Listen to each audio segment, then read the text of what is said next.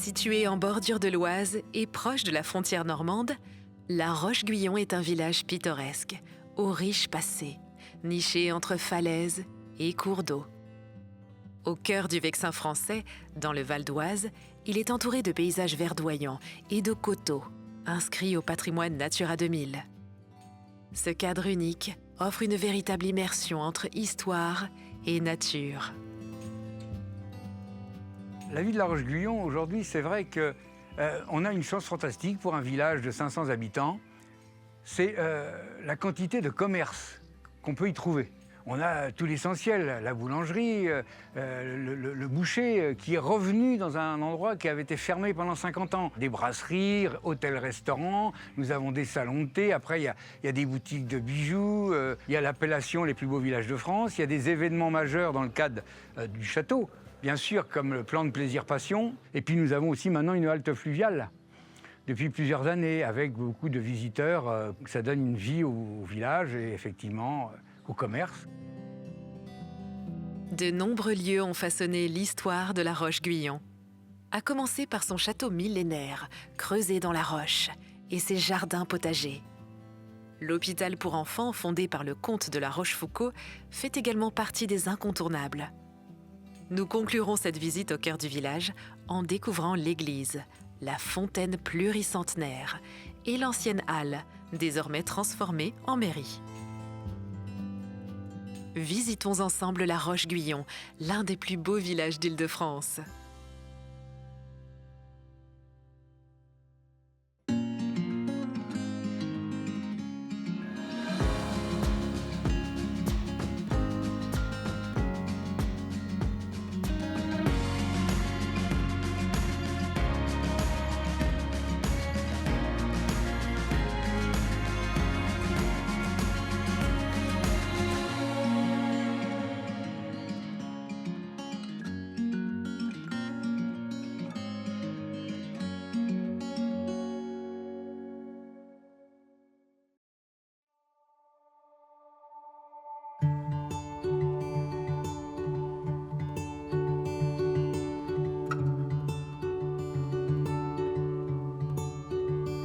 Nous avons une position donc historique, puisque nous sommes le long de la Seine. On est coincé entre la Seine et la colline, quoi. D'où l'existence du donjon, effectivement, qui date de l'an 1100, qui est un peu dans le même état d'esprit que Château-Gaillard. Les grandes étapes dans l'histoire de La Roche-Guyon, donc il y a eu le fameux d'abord un château troglodytique construit dans la falaise, et il y avait donc aussi surmonté par le donjon, avec un escalier absolument remarquable d'ailleurs, pour rejoindre les deux éléments. Et puis progressivement, il y a eu la construction extérieure qui s'est développée au fil des siècles, au même titre que l'église. Plus proche de nous, on a aussi un autre édifice majeur dans l'histoire de La Roche-Guyon et de grande importance aujourd'hui encore, c'est l'hôpital. C'est un hôpital pour enfants polyhandicapés. J'allais dire que dans ce domaine-là, c'est un joyau en quelque sorte, la compétence des personnes qui y travaillent et l'importance que ça peut avoir pour les enfants qui y séjournent. Cet établissement est fondé en 1850 par le comte de La Rochefoucauld. Il transforme alors une ancienne maison de garde du château pour y accueillir des enfants malades venus de Paris. Par la suite, il fait édifier les bâtiments qui forment le site actuel. À l'époque, l'hôpital peut déjà accueillir 110 enfants.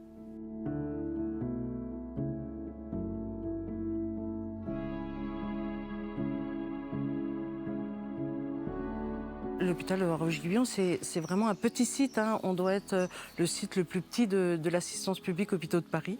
Donc vous avez un bâtiment administratif, vous avez 3 grands bâtiments d'hospitalisation. Vous avez La Rochefoucauld, vous avez Fortin et La Chapelle. L'autre côté de la route, vous avez une petite lingerie, un service technique et puis un grand parc.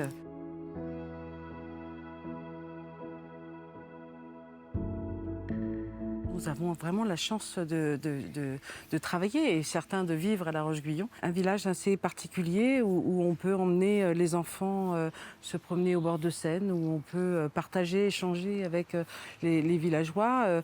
En général, les gens de La Roche-Guyon connaissent nos enfants, connaissent notre activité.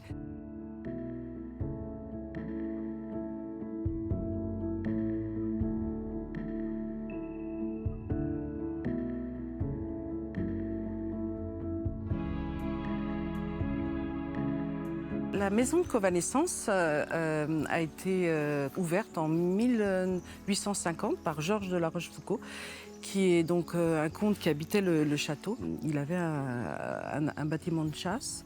Il a souhaité l'utiliser pour accueillir des enfants parisiens malades. Puis au fur et à mesure, il y a eu des dons, il y a eu l'achat et la construction de nouveaux bâtiments.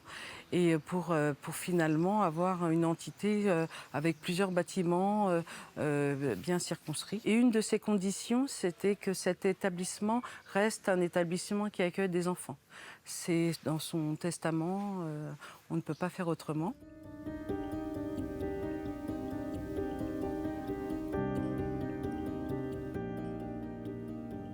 On est devant la chapelle qui n'appartenait pas à l'établissement, mais qui a été rajoutée au début du siècle dernier. Elle a été désacralisée et transformée. Donc il n'y a plus rien de la chapelle à l'intérieur du bâtiment. La particularité de cette chapelle, c'est la petite crypte, puisque Georges de la Rochefoucauld voulait être inhumé parmi les enfants de l'hôpital. Donc il repose ici, dans cette petite crypte qu'on fleurit tout le temps, puisqu'effectivement on se souvient un peu de l'origine de l'hôpital.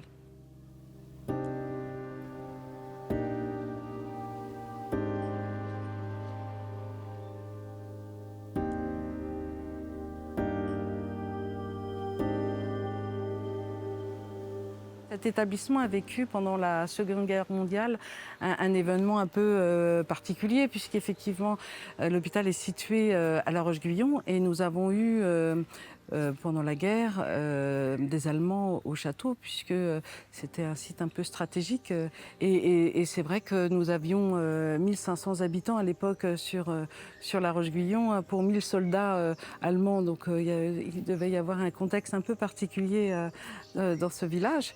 Et sur l'hôpital, nous avions un homme un grand homme, qui était le directeur Justin Blazy, qui s'est organisé avec l'hôpital Trousseau à l'époque pour faire venir des enfants juifs qui étaient en danger à Paris et pour les placer à l'hôpital, en prenant un risque énorme pour lui et puis pour l'ensemble du personnel de l'hôpital qui n'a jamais rien dit et qui a fait en sorte que ces enfants puissent vivre une année totale sur l'établissement et partir sauvés à la fin de la guerre.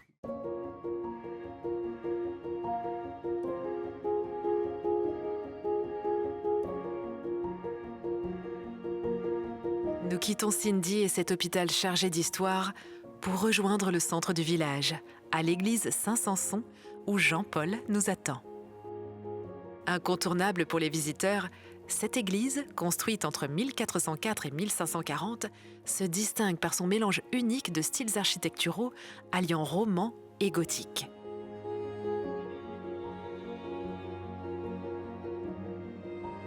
Nous voici donc dans l'église de la Roche-Guyon qui est dédiée à Saint Samson. C'est une construction milieu XVIe siècle. Hein.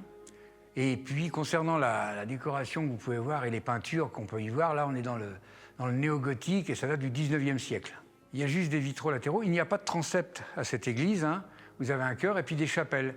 Chapelle dédiée à Saint-Joseph, par exemple. L'anecdote, j'allais dire, la plus récente pour cette église, c'est effectivement la cloche qui teinte tous les jours, que ce soit pour les heures et les angélus, qui date de 1964 et qui a donc fait l'objet d'un baptême, comme il se doit dans ces cas-là. Il n'y a plus aujourd'hui de curé titulaire à La Roche-Guyon hein, depuis au moins 40 ans. Il y a un curé de secteur pastoral, comme on dit. Mais bien sûr, nous avons, comme il se doit, des offices. Tout près d'ici se trouve un monument plus modeste, mais tout aussi essentiel, la fontaine de la Roche-Guyon. Construite en 1742 par le comte Alexandre de la Rochefoucauld, elle fait partie du système défensif du château, garantissant une source d'eau en cas de siège. En plus d'alimenter le château, la fontaine approvisionne le potager et répond aux besoins des villageois. Restaurée en 1838, elle devient un symbole local, témoignant de l'histoire et du patrimoine. À 2 pas, nous retrouvons la mairie, installée dans un autre lieu emblématique, l'ancienne halle. Nous nous trouvons maintenant sous cette fameuse halle de la mairie, comme on dit communément. La mairie est installée dans la configuration du bâtiment actuel depuis 1847. Historiquement, donc, cette halle, comme son nom, appartenait, comme les grands bâtiments du village, à la famille de la Rochefoucauld, bien sûr. Elle a été achetée à cette époque-là, et donc aménagée en conséquence, quoi. Donc aujourd'hui, vous l'avez vu, c'est les bureaux, la salle de conseil, la salle Cosma, en hommage à un illustre compositeur, Joseph Cosma, qui a illustré tant de films. Pendant les années 60-70, elle recevait le marché du dimanche. Quelques artisans de proximité venaient vendre leurs productions. Et puis maintenant, le week-end, elle accueille surtout les brocanteurs du village qui déballent, ce qui crée aussi une animation. C'est vraiment un lieu de rassemblement et aussi qui protège, j'allais dire, le touriste, notamment les cyclistes qui sont nombreux. Dès qu'on a un temps un petit peu délicat, hop, ils viennent s'abriter, ils font une pause. Le château de la Roche-Guyon, datant du Moyen-Âge, se distingue par sa tour médiévale et ses terrasses en jardin. Ce site stratégique évolue au fil des siècles, mêlant architecture médiévale et classique. Résidence de familles nobles, il joue également un rôle clé pendant la Seconde Guerre mondiale. Aujourd'hui, ce monument historique attire plus de 80 000 visiteurs par an, faisant de lui le site le plus fréquenté du département. Ce château de la Roche-Guyon a cette particularité d'être particulièrement imposant. Il est vraiment au cœur du village. Le village de la Roche-Guyon est un petit village, à peu près 400 habitants, qui tourne autour du château. Le château étant vraiment au cœur et agrippé à la falaise. Face à ce château, on a le potager qui se déroule jusqu'à la Seine, qui est vraiment très proche du château. Et le château est tout à fait exceptionnel à plusieurs titres, notamment pour ses 1000 ans d'histoire. On dit généralement que le premier château était entièrement troglodytique. Nous sommes ici dans les années du 8e, 9e siècle. On a ensuite un donjon qui est rajouté à la fin du 12e siècle, un corps de logis au 14e siècle. Les La Rochefoucauld deviennent propriétaires du domaine à partir du XVIIe siècle. C'est cette famille qui va vraiment faire les plus grandes transformations au XVIIIe siècle. Les chapelles sont du XIXe siècle. Elles sont troglodytiques, elles sont très particulières.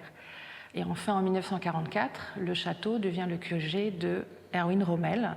Et donc ça termine un petit peu ces 1000 ans d'histoire, même si bien sûr le château continue à vivre, il est transformé, il accueille du public, donc l'histoire ne se termine pas complètement.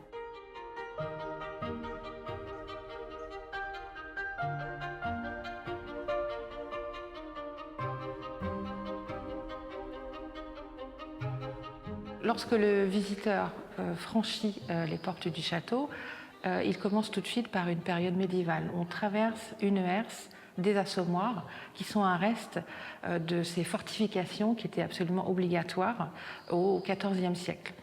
Ensuite, on monte un très grand escalier d'honneur qui a été restauré avec des magnifiques vitraux, et on arrive dans les salons du XVIIIe. Donc cette fois, c'est la vie des Lumières, la philosophie des Lumières, jusqu'à la bibliothèque, qui était l'une des plus importantes du royaume, qui contenait à peu près 8 ou 10 000 volumes.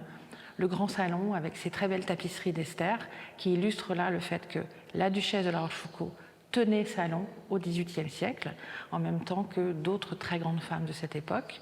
Et enfin, on termine généralement au bout d'un escalier qui fait à peu près 300 marches. On arrive dans cette tour construite sur ordre du roi Philippe Auguste, tour féodale exactement contemporaine de sa tour ennemie qui était Château-Gaillard, construite par Richard Cœur de Lion.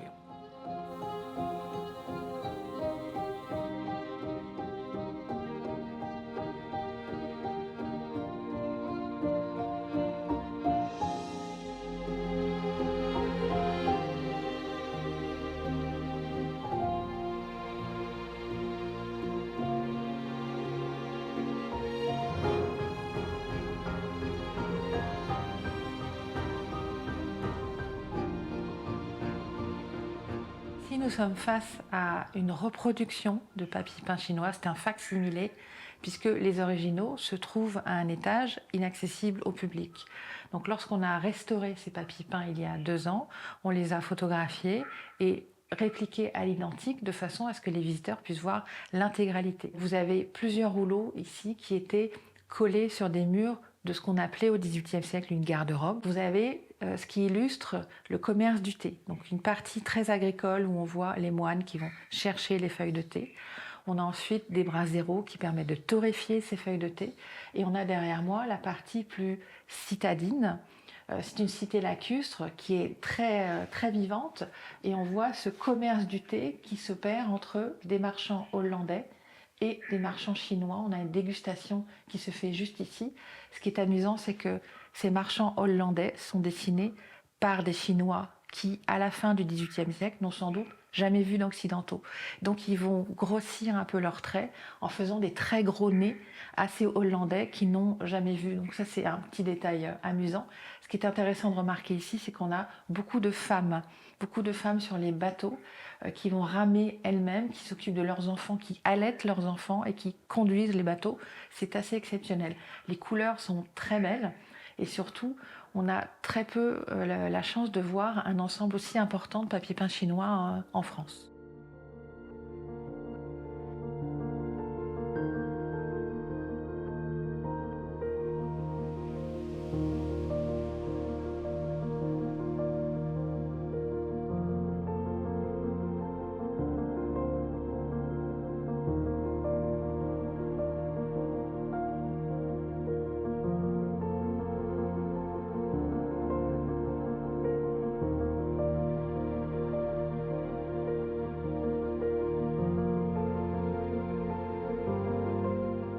Ici, c'est le petit théâtre caché du château de la Roche-Guyon. C'est un théâtre privé, souterrain, assez petit. On pouvait accueillir 30, 40 personnes assises. On ne sait pas exactement jusqu'à quand il a été utilisé, quel type de répertoire y a été joué. Alors, on pense que peut-être jusqu'au tout début du XIXe siècle, il était encore utilisé en tant que théâtre vivant, puisqu'on a des traces de restauration, notamment de peinture. Il est vraisemblable que ce sont sans doute des membres de la famille de la Rochefoucauld qui venaient à la fois faire les spectateurs et les acteurs. C'est un théâtre qui devait être secret. Les accès étaient de toute façon de l'intérieur du château, on ne venait pas de l'extérieur du château. Et ça permettait ainsi à la famille d'y jouer des pièces qui sans doute étaient censurées. De cette façon, ils étaient tranquilles. Donc ce qui est intéressant dans ce théâtre, c'est qu'on sait que ce sont des ébénistes particulièrement doués dans l'art de faire des théâtres, sans doute qui venaient de Paris pour faire de ce théâtre ici. Ce ne sont pas des artisans locaux. On voit notamment dans toute la structure pour manier les décors, c'est quelque chose de très professionnel. On a également, dans tous les théâtres, on a le trou du souffleur et on a également une petite trappe qui permettait au souffleur de faire monter et descendre les chandelles entre les actes. On retrouve ça ici et là aussi. C'est quelque chose qui est quand même assez particulier. Ici, je me trouve dans ce qui était la fosse pour les musiciens. Derrière moi se trouvait l'emplacement des strapontins pour les spectateurs. Une innovation pour ce théâtre au XVIIIe siècle, c'est que très souvent dans les théâtres à Paris, les spectateurs venaient pour se montrer. Donc les strapontins étaient installés les uns en face des autres. C'est vrai que la pièce était quelque chose de secondaire. Ici, ce n'est pas le cas. Les strapontins sont tournés vers la pièce. Ici, on vient voir un vrai spectacle. Il y avait 3 décors qui étaient utilisés. On avait la chambre du paysan, la place du village et le hameau. Donc ça donne une idée du répertoire peut-être un peu rousseauiste qu'on avait au XVIIIe siècle.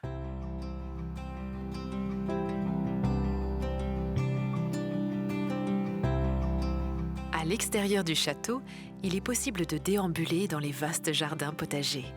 Ces espaces regorgent de légumes, fruits et plantes médicinales, cultivés avec des méthodes traditionnelles. Symbole d'un lien fort entre nature et patrimoine, le potager du château offre une immersion dans le savoir-faire ancestral et la beauté naturelle de la Roche-Guyon. Mon travail ici, c'est l'entretien général du jardin et conduire les plantations, les cultures qu'on réalise ici. Le jardin en lui-même, il fait 3,5 hectares. Depuis 1 an à peu près, on se concentre surtout sur l'entretien des arbres fruitiers, ce qui fait qu'on a conduit certaines parcelles qui étaient des parcelles cultivables. On les conduit actuellement en prairie. Le jardin compte plus de 650 arbres fruitiers, dont des poiriers, pommiers, ainsi que des plantations plus rares, comme les mûriers ou les grenadiers. Une fois mûrs, les fruits sont récoltés puis transformés en confiture, compote et jus, disponibles à la vente au château.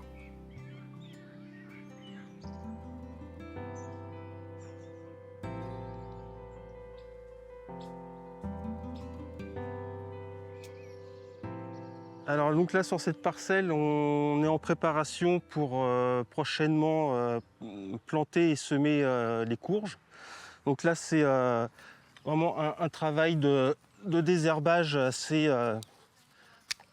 conséquent, sur notamment la renoncule rampante, qui a un système racinaire assez robuste. Sur les parcelles, on travaille que à la main, grelinette, fourche-bêche, éventuellement un sarcloir ou des outils comme ça, mais il n'y a pas de mécanisation. On y est revenu plusieurs fois au cours de l'année pour préparer le sol du mieux possible. Et là, c'est la dernière intervention avant la préparation des planches de culture et la plantation des courges, qui sont pour le moment en train de lever gentiment dans la serre.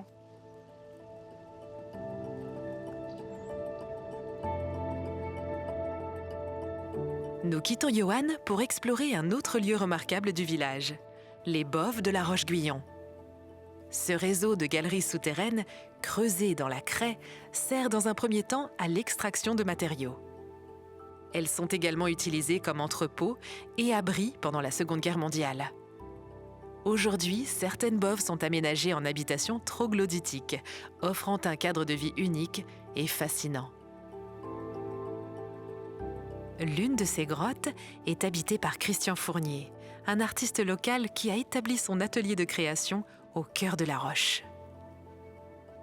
Spécialisé dans la mise en scène de livres et de divers matériaux récupérés, il propose à ses visiteurs une immersion dans ses œuvres personnelles et énigmatiques, qui éveillent la curiosité des passants. Des fois, on m'appelle le ralentisseur de la Roche-Guyon, parce qu'il y a pas mal de gens qui ralentissent, qui s'arrêtent, qui prennent des photos. Là, ici, on se trouve dans une grotte, et c'est ce que les gens appellent des troglodytes. Je pense que ces endroits, ils sont magiques. C'est quand on est môme, voilà, dans le souterrain et tout, c'est magique, pour moi, c'est magique.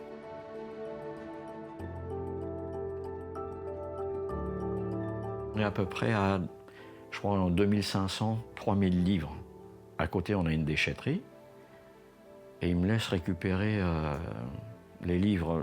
Il y a une grande benne et tous ces livres vont être détruits. Donc de temps en temps, je récupère des livres et on le voit ici, hein, on voit les premiers, c'est comme si c'était un cimetière.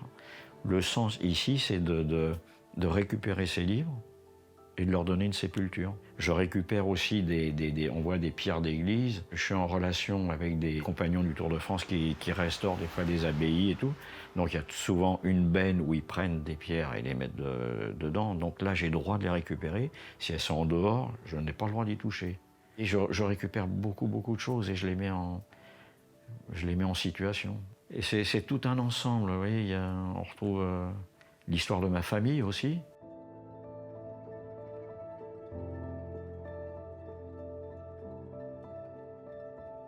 À l'entrée de la grotte, sur votre gauche, il y a c'est le chaos, mon chaos. Il y a des autoportraits, il y a la rencontre d'Emmanuel Lévinas avec la mort, il y a des tombes de livres, il y a le jugement dernier dans le fond, il y a aussi ici, symboliquement, c'est le cabinet du psychanalyste. Et il y a une maternité qui est en contact avec le cabinet du psychanalyste.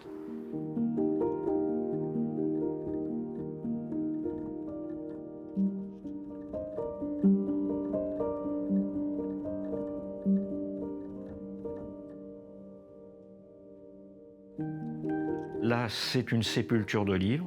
J'ai 800 livres.